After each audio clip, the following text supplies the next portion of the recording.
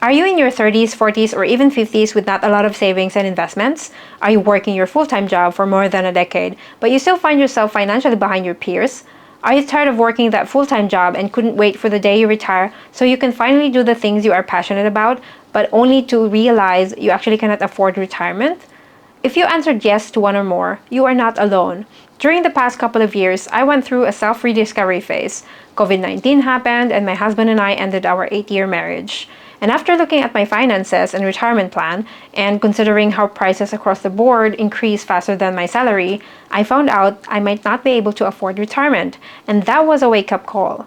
In this video, I'm going to share with you what exactly pushed me to quit my job after working as a software engineer for 15 years, what my new goal is, and what actions I've taken so far as I work towards my goal. This decision was carefully thought out, and I will walk you through my process.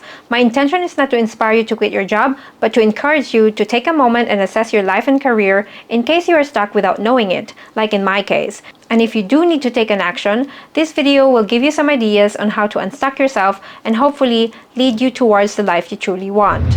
Working a 9-to-5 job equates a capped salary, meaning our earning potential is always limited up to a certain amount, and that amount is tied to the number of days or hours we give to the company. For instance, when I decided to only work 4 days a week to pursue other interests, my salary was cut by 20%. On the other hand, working more hours than required won't get me additional income unless it's from a second job or a side hustle, which I'm not really a big fan of because that meant additional working hours. My thinking was, why should I work more hours if I could work less and earn more? When it comes to salary increases, they can only be increased up to a certain amount and only after working for a certain period at the company.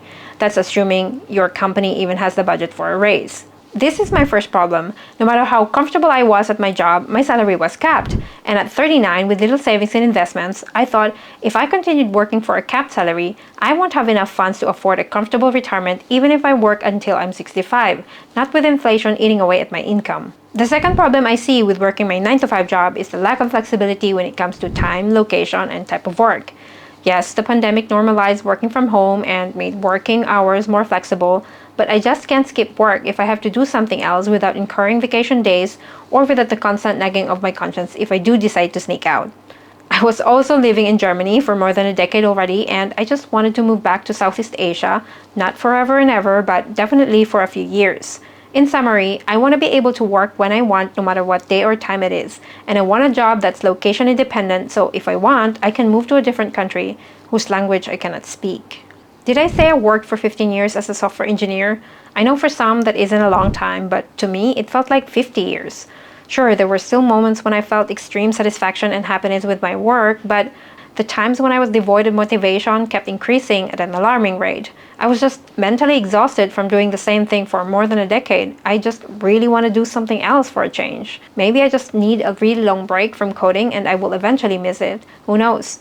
Having said all that, I'm very grateful for my job. It allowed me to experience living in Singapore, Germany, and now Thailand. I met so many amazing people from different parts of the world because of my job. It provided me with financial stability over the years to some degree. But if I have the chance to make my life even better, I'm going to take it. Wouldn't you do the same? I realized life is actually long. It only feels short because we've wasted the first half of it living the life we don't want. We focus on the wrong things, the wrong people, thinking we are treading the path we want when in reality, we are just living a life that others dictated for us. I thought I wanted to remarry after my divorce because that's what people expected of me. But once I started living alone again, I realized how much I missed being single and that I really enjoy the freedom that comes with it. I also used to think I want to have kids, but I realized it was the effect of the constant nagging, you should have kids, when are you going to have kids, who is going to take care of you when you're old if you don't have kids. I do like kids, just the kind I can return.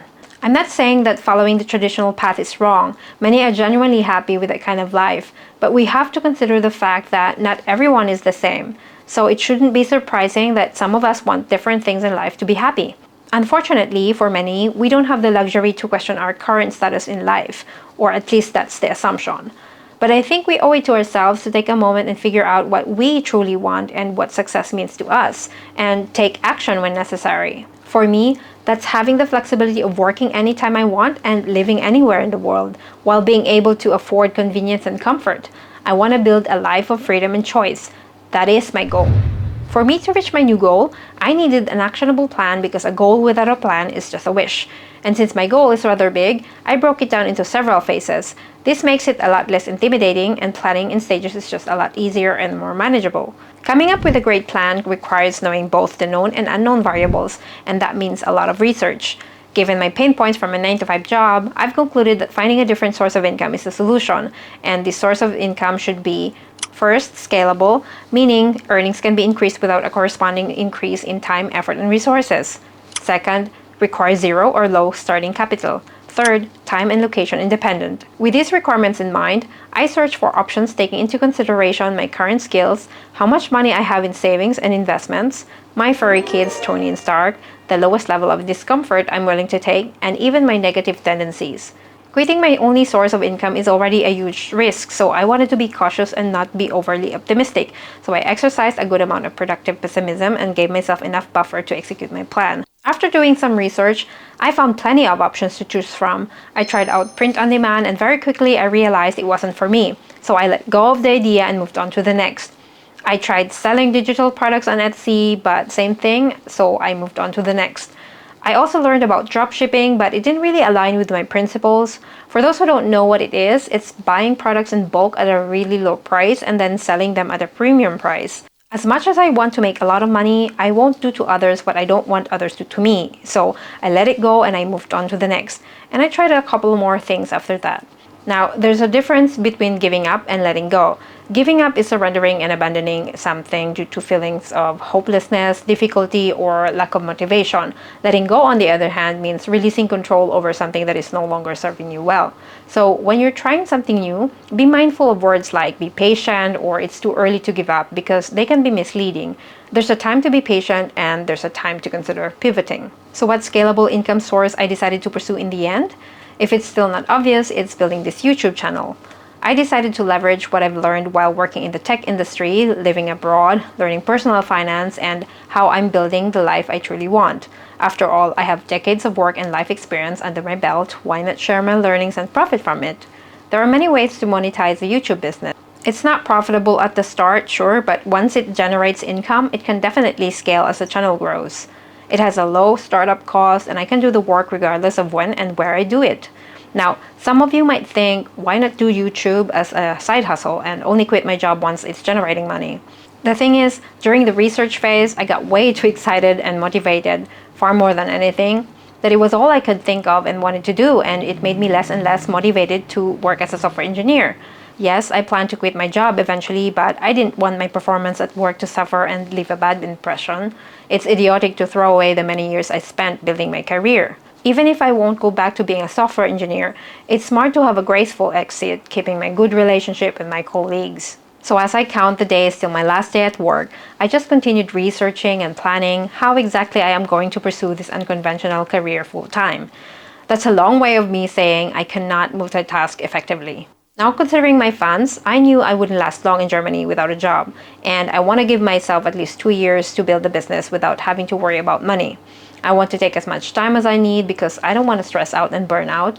I don't really perform at my best under pressure. So I decided to do a geographic arbitrage, or geo arbitrage, which means taking advantage of different prices between countries to save money on everyday expenses, basically achieving a relatively high quality of life for less money.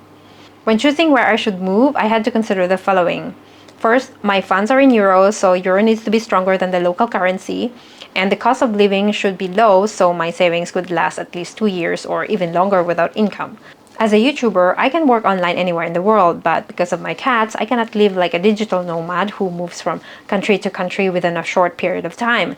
That meant I needed a long-term visa. Second, it has to be in Southeast Asia, so Thailand and the Philippines made the final cut. The cheaper choice was the Philippines because as a former Filipino, I get a 1-year free visa which can be extended without me needing to re-enter the country. Yes, I'm now a German citizen, aber mein Deutsch ist immer noch scheiße. While if I were to choose Thailand, I have to buy their elite visa, which costs 600,000 baht, which is about 16,200 euros or 17,300 US dollars. But after weighing things, I ended up choosing Thailand. It seems like I just really prefer living in a country whose language I do not understand. I'll have a separate video reviewing my experience as an elite visa holder, so consider subscribing if you want to check that out later. Now, with an unconventional job to pursue and a solution to make my funds last longer, I quit my job and moved to Thailand. Phase 2 is building my YouTube channel, which I'm treating as a business, and this is currently the phase where I'm at. I've set up a company to run my YouTube channel, and the company setup requires me to pay a fixed 20% corporate tax only if I distribute dividends. The setup also allows me to run it online legally in Thailand under the Elite Visa.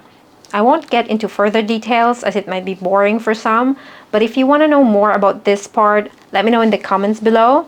If there's enough interest, I can make a separate video about it. I've been planning and scripting my first 5 videos for the past few months. I kept rewriting and polishing things, and it took longer than I originally forecasted. Although I don't expect to achieve my first set of videos to be perfect in quality, I still want to provide good value at the very least. So if you're liking this video so far, please consider giving it a like so I'll know. If you want to follow my journey, do subscribe. I will do my best to continue providing value. Yes, I quit my job to shamelessly ask strangers to like my videos and subscribe to my channel.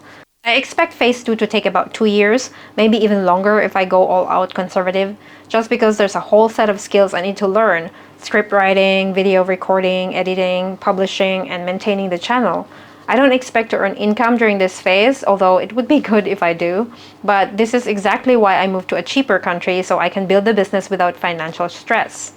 The next phase would be to grow the business so it generates income more than enough to cover my expenses. Conservatively, I expect this phase to take about 2 to 3 years. And hopefully that's enough time to grow it to a point where I can delegate and automate as many tasks as possible so I can free up some of my time which will be needed for the next phase. Phases 2 and 3 are about building and scaling my active income. Phase 4 is about growing it. Once the business is stable enough and making videos become easier, I will consider expanding into new ventures like building a second business, because I'm not supposed to put all of my eggs in one basket. Depending on how much I will earn from this business, I might be able to invest in cash-generating assets like real estate. We will see. For sure, I will dabble in some asymmetric bets like crypto trading, but this is a topic for another video, or maybe a separate channel. Let me know in the comments below. Although I've laid out this seemingly perfect plan on how I will achieve my goal, nothing is set in stone.